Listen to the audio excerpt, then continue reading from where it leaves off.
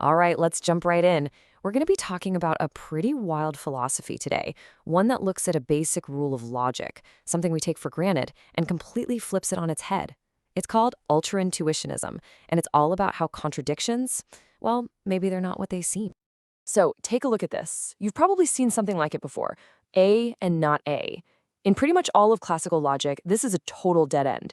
It's a contradiction. It's like saying the sky is blue and the sky is not blue at the exact same moment. It can't happen, right? It breaks everything. It's a full stop.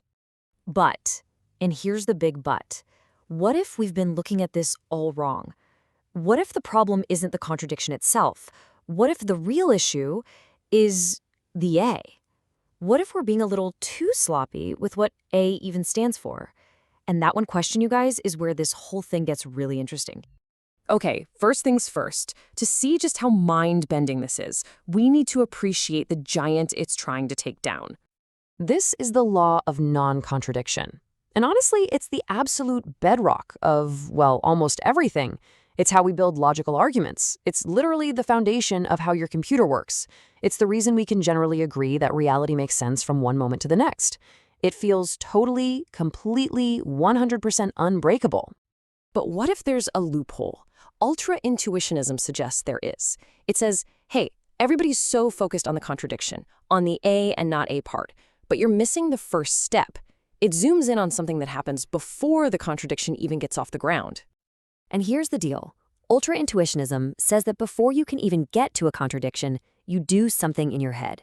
You have to identify A. You have to say, okay, the A I'm talking about here is the exact same thing as the A I'm talking about over there. And it's that little moment, that little assumption we make without even thinking about it, that this whole philosophy puts right under the microscope. And once you start thinking that way, it leads to a really cool idea.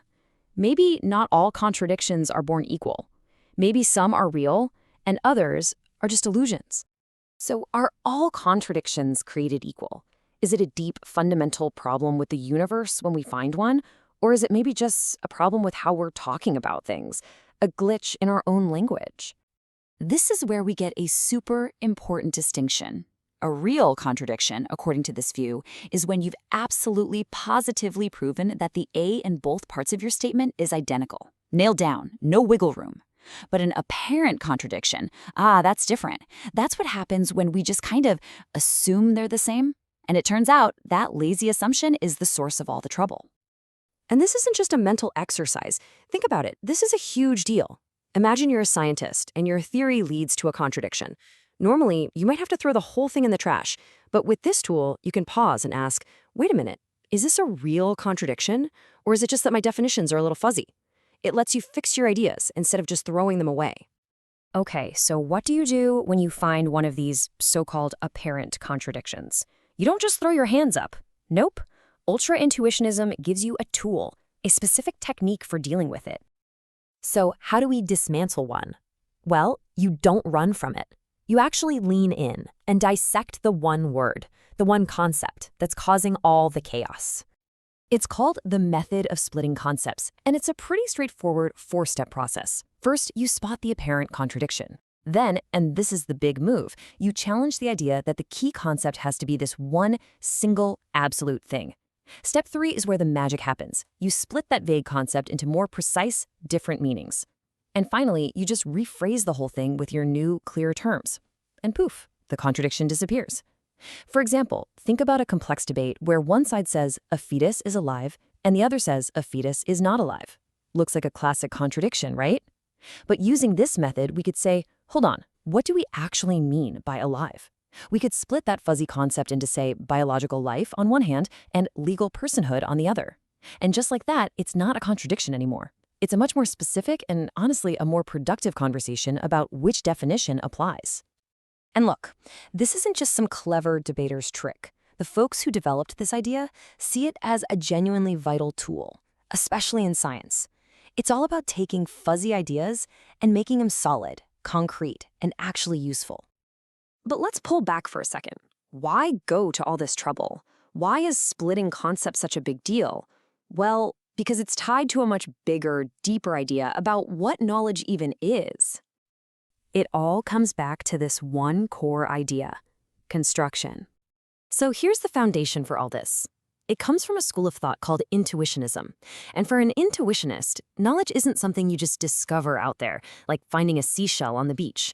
No, you have to build it. You construct it, piece by piece, like you're building with Legos.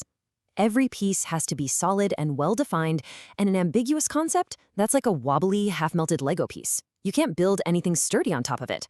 The whole process just grinds to a halt. And that's why concept splitting is so crucial. It's not just about getting out of a logical jam. It's more like a repair tool. It lets you take that wobbly, ambiguous piece of your argument, fix it, make it solid, and then you can keep on building. It lets the construction of knowledge move forward.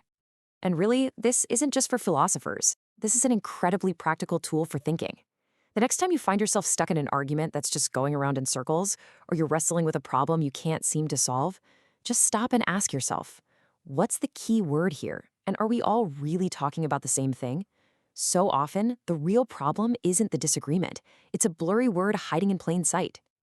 So I'll leave you with this question to chew on. Think about a really big, messy problem. It could be personal, it could be global. And try to find the fuzzy concept right at the center of it.